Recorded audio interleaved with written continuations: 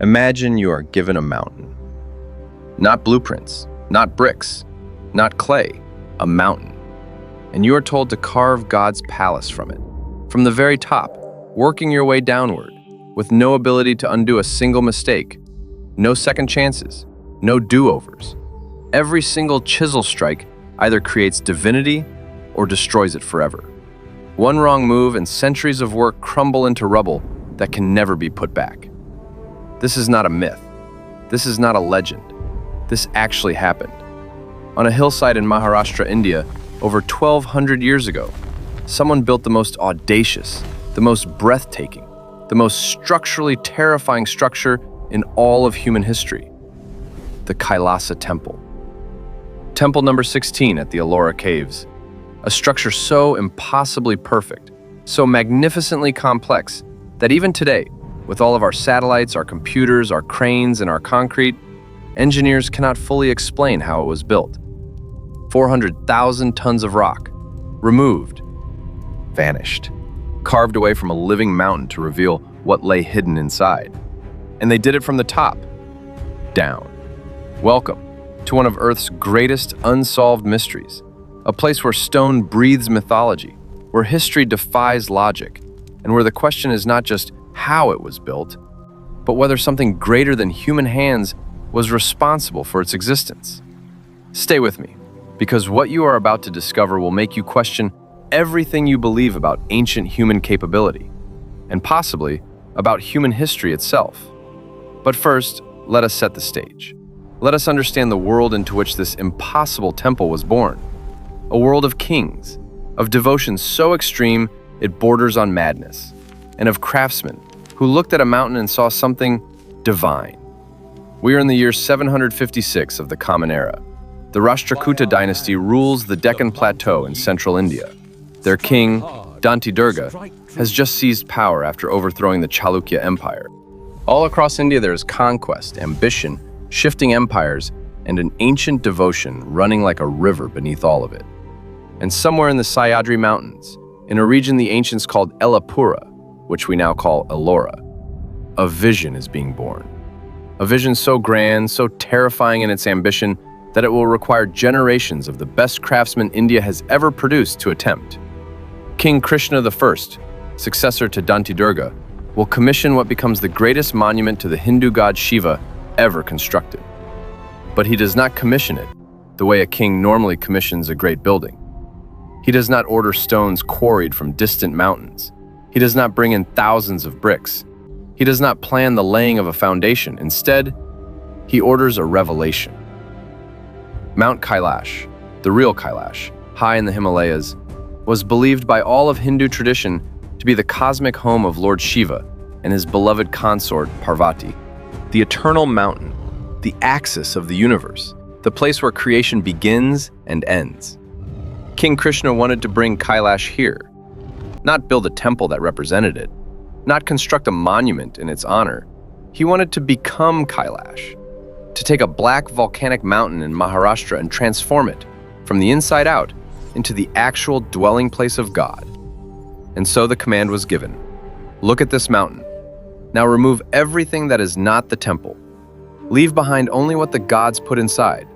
Let us talk numbers, because numbers are where the true impossibility lives. The Kailasa Temple measures 164 feet long, 109 feet wide, and the main tower, the Shikara, rises 100 feet above the courtyard floor.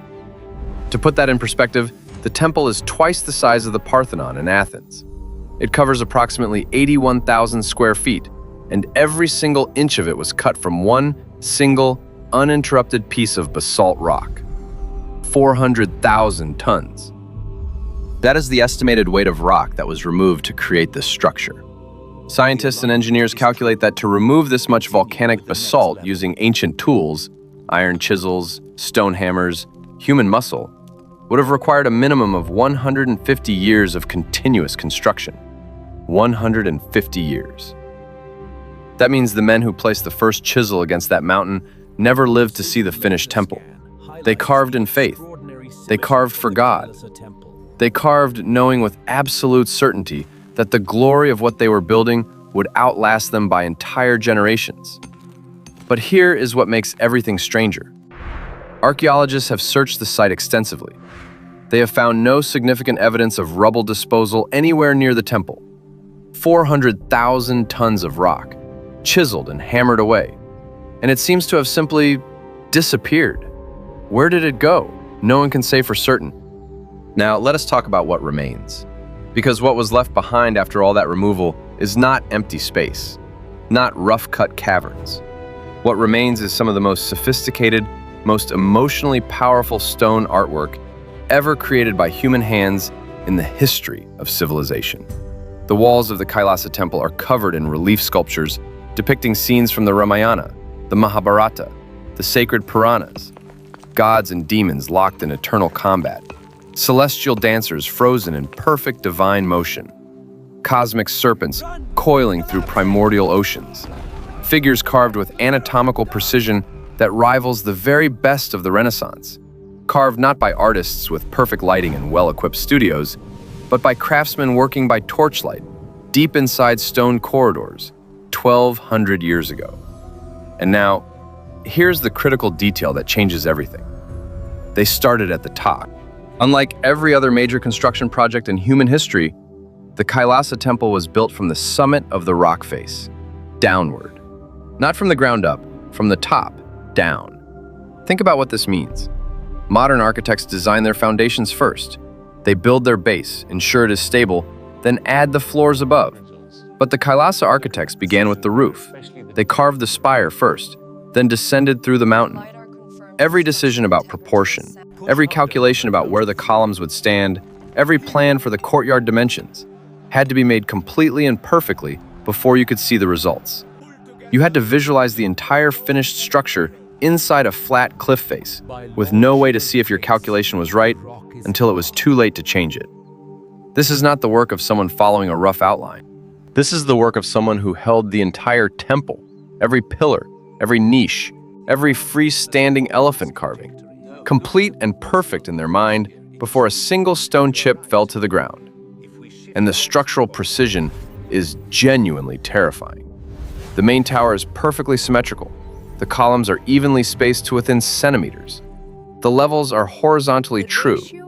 Modern engineers who have studied the site believe the builders used plumb bobs, stretched reference strings, and alignment marks cut into the rock face as guides. Basic tools, ancient geometry, and a level of spatial intelligence that makes even experienced structural engineers pause. One of the most jaw-dropping features of the Kailasa Temple is the freestanding obelisk, the Dwaja Stamba, a single pillar rising 58 feet from its base, carved from the living rock, completely free from the main temple structure, connected to nothing. How do you carve a freestanding column from solid rock without it collapsing? You must remove every piece of rock surrounding it, while leaving it perfectly, exactly supported, knowing that one wrong strike anywhere near its base ends the pillar forever. And then there are the stone elephants, life-sized, carved directly from the bedrock floor of the courtyard, completely three-dimensional, freestanding, their enormous carved feet resting naturally on the ground, as if they simply walked out of the mountain and stopped. Stand between those elephants and look upward. The walls rise around you on all sides like the walls of a canyon. You are standing at the bottom of what was once a solid mountain. The sky above you is the only opening. Everything else, in every direction, is 1,200-year-old stone. How is it built? Truly, how? The official answer is this. Thousands of craftsmen, working over multiple generations, using iron chisels and stone hammers, guided by a master architectural plan drawn from ancient Sanskrit texts called the Shilpa Shastras. These texts describe not just what a temple should look like, but the precise mathematical proportions that govern every element, the exact ratio of base to height, the relationship between column width and ceiling span, the precise angle of carved figures to maximize visual impact on a viewer. These texts predate the Kailasa Temple by centuries. The builders were not improvising. They were applying a tradition of knowledge so deep and so refined that the temple, in some sense, was already calculated before they ever touched the mountain. This answer is probably correct. It is also almost impossible to fully believe when you are standing inside the temple. And so, other theories exist. Theory 1. Lost technology. What if ancient India possessed tools, techniques, or methods of stonework that have been completely lost to history? We know this happens. We do not fully understand how Damascus steel was made. The secret of Roman concrete, a material stronger than modern concrete after 2,000 years underwater, was lost for 15 centuries. Ancient knowledge disappears.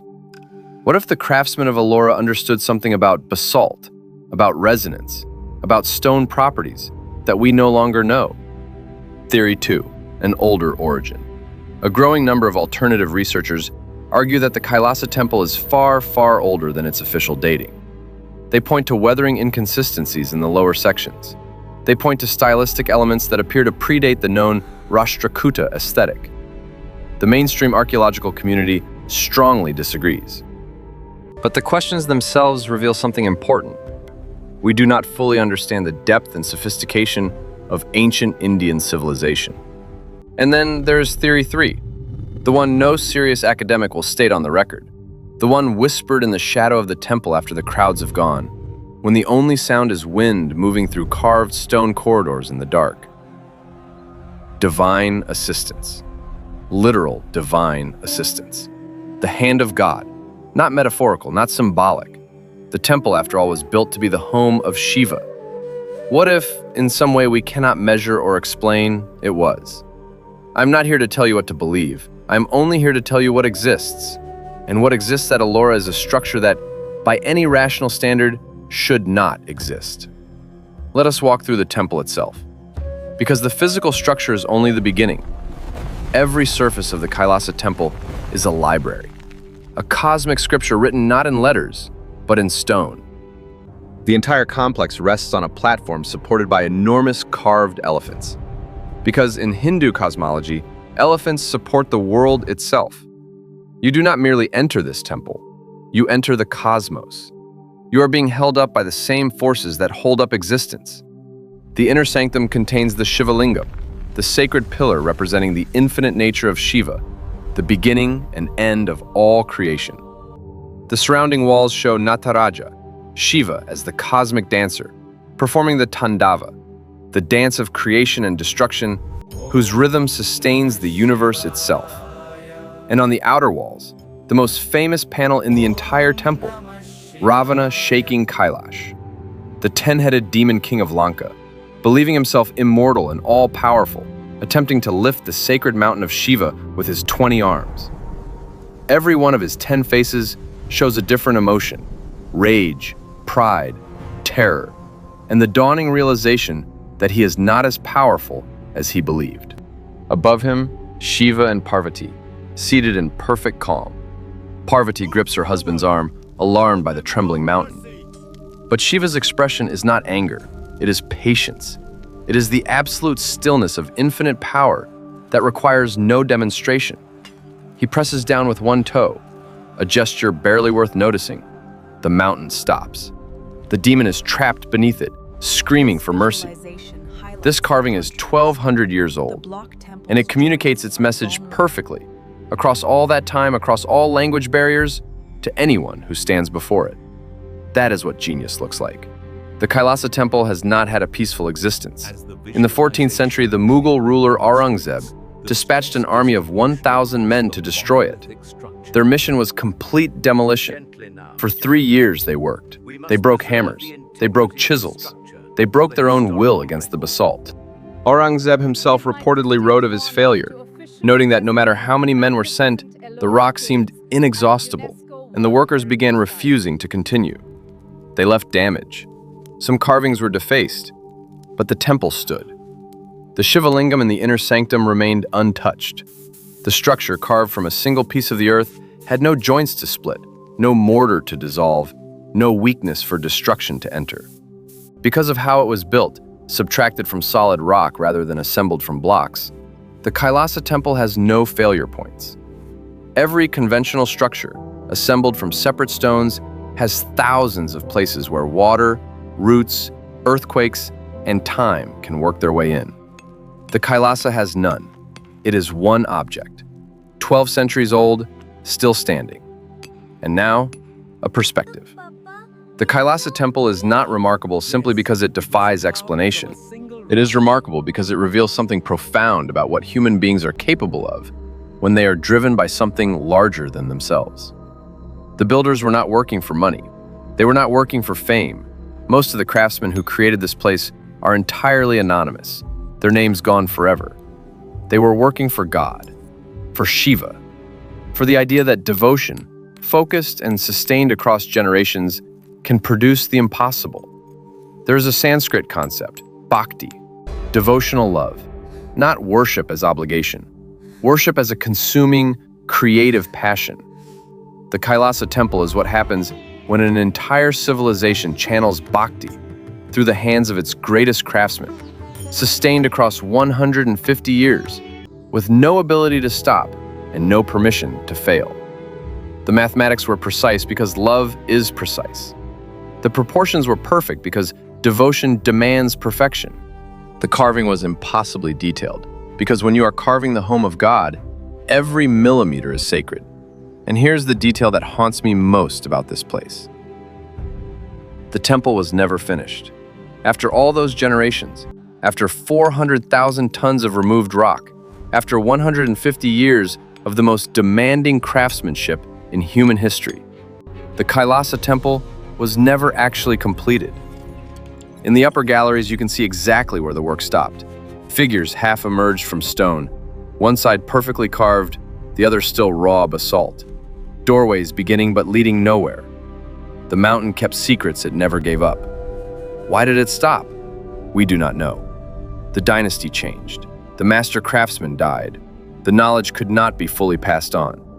Or perhaps, and this is the possibility that I cannot stop thinking about, the builders understood that perfect completion belongs only to God. That the universe itself is an eternal process of creation, never finished, always becoming. And that the most honest thing they could do was leave the work incomplete, as a statement of humility before the infinite. The Kailasa Temple exists because someone refused to accept that a mountain was just a mountain. It exists because devotion can carve stone. It exists because the impossible is only impossible until someone decides, with absolute conviction and no possibility of going back, to begin. Stand inside it and look at the stone around you. You are inside a mountain. The ceiling above you was, 12 centuries ago, solid volcanic rock. The floor under your feet was solid rock. The walls on every side were solid rock. Someone looked at all of that and saw this. Saw the halls, the pillars, the lotus ceiling, the dancing Shiva. They saw it before the first piece of stone fell. They saw it entire and perfect in their mind, and then they carved until the world could see what they had seen. If this place moves you the way it moves me, share it. Because the Kailasa Temple was built for all of us. The mountain carved itself for everyone who would ever come after.